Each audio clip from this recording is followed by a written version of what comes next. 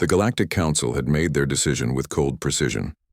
Commander Marcus Chen stood in the center of the crystalline chamber, his hands bound behind his back, as 12 alien species pronounced his fate.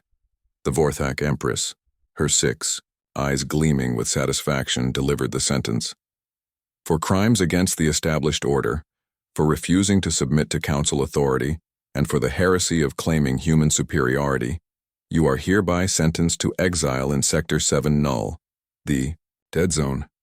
A collective shudder passed through the assembled delegates. Even the most hardened species feared the Dead Zone, a region of space where no ship returned, where stars died young, and gravity itself seemed to twist into impossible configurations. It was where the Council sent those they wanted forgotten, forever. Marcus lifted his chin, meeting the Empress's gaze. You think this is justice? Locking away anyone who questions your authority? Silence, hissed the Zephyrian representative, his serpentine form coiling tighter. Your species has existed for a mere 1,000 years in space. We have maintained order for millennia. The human laughed, a sound that somehow managed to echo ominously in the vast chamber. Order built on fear and stagnation. You've forgotten what it means to grow, to adapt, to overcome. Empty words from a dead man, the Empress said. Take him to the transport. 3 months later, the prison transport Vindication dropped Marcus at the edge of the Dead Zone and immediately jumped back to hyperspace, its crew eager to escape the malevolent pull of the twisted space-time ahead. Marcus watched their retreat through the viewport of his small survival pod, then turned to face the writhing darkness before him. The Dead Zone stretched before him like a wound in reality. Systems where physics operated by different rules, where ancient derelicts drifted in impossible orbits around stars that burned with cold fire. The Council's xenobiologists had declared it uninhabitable, a realm where even the hardiest species would perish within days. But Marcus had spent his childhood scavenging in the asteroid fields of Sol's outer system. He had survived atmospheric, processor failures on 3 different worlds. He was human, and humans above all else were survivors.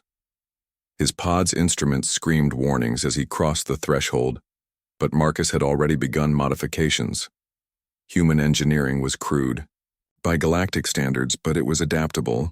Where the Vorthak built elegant solutions that failed catastrophically, humans built redundant systems that kept working even when they shouldn't. The first derelict he found was a Zephyrian battlecruiser, its hull twisted into artistic curves by gravitational forces that defied explanation. Marcus suited up and went exploring. The ship's crew had died when their perfectly calibrated systems couldn't handle the Dead Zone's anomalies, but the hull itself was intact. Over the following weeks, Marcus learned the rhythm of the Dead Zone. The gravitational anomalies followed patterns, chaotic patterns, but patterns nonetheless. The radiation that killed most species was similar to what humans had learned to filter out after centuries of deep space travel. The temporal distortions that confused alien navigation computers were just another challenge to solve. He found more ships, dozens of them, then hundreds. The Dead Zone wasn't a graveyard, it was a museum of galactic naval history. Every species that had ever challenged the Council eventually found their way here. Their crews dead, but their technology intact. Marcus began to tinker. Vorthak energy shields were elegant but rigid. Human jury-rigging made them adaptable. Zephyrian weapons were precise but delicate. Human engineering made them robust. Catherian faster-than-light drives were fast but unstable. Human redundancy made them reliable. Month by month, ship by ship, Marcus built his fleet. The Dead Zones, anomalies became his allies. He learned to ride gravitational waves that would crush conventional hulls. He discovered stable pockets of space-time where entire armadas could hide undetected. He found ancient automated manufacturing stations, left behind by civilizations so old that the Council had forgotten their names. But Marcus's greatest discovery wasn't technological, it was biological. Deep in the Dead Zone's heart, on a planet that shouldn't have existed, he found them. The forgotten ones, refugees from a dozen different species who had somehow survived exile. Their descendants adapted to the zone's harsh realities over generations. They were stronger, more resilient, and utterly hostile to the council that had condemned their ancestors. Marcus didn't conquer them. He didn't need to. He simply asked them a question that no council member had ever bothered to ask. What do you want? The answer was simple: freedom. 1 year after his exile, the Galactic Council received a transmission that chilled them to their alien cores. It was Marcus Chen, standing on the bridge of a ship that their sensors couldn't classify, a hybrid of technologies that should have been incompatible, held together by engineering principles that their brightest minds dismissed as impossible. "Empress," Marcus said, his voice carrying across the light years with perfect clarity, "you wanted to know what makes humans different? We don't just survive, we thrive. We don't just adapt, we improve, and we don't forget."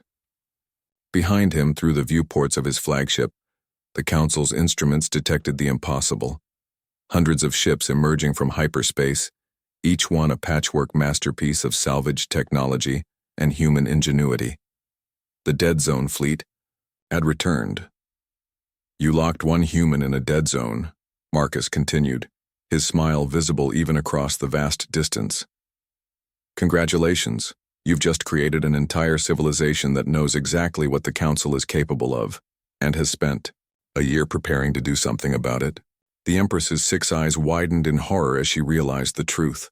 They hadn't eliminated a threat. They had forged it in the crucible of their own fears. "Humanity doesn't kneel," Marcus said. "We rise." The Dead Zone fleet advanced, and the galaxy would never be the same.